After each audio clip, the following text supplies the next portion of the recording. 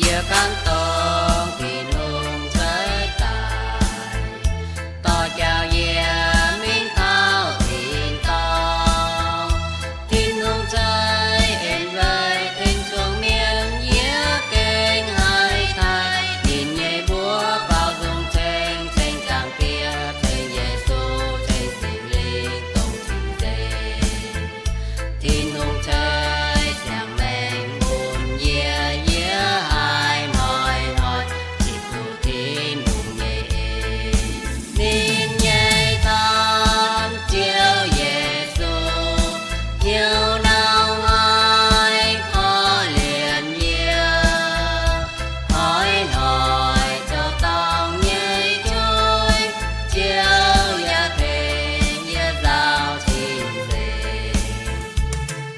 mai buồn miền kinh po ỏi hỏi về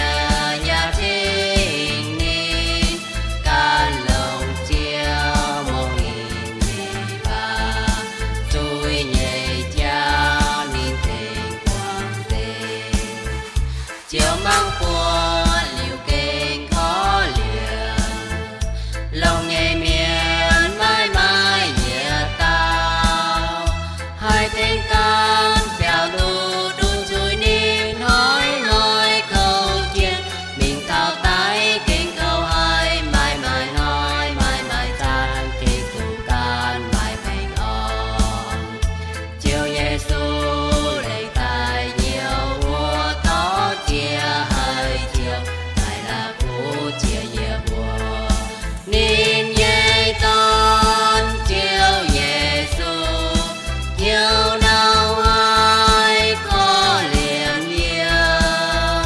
hỏi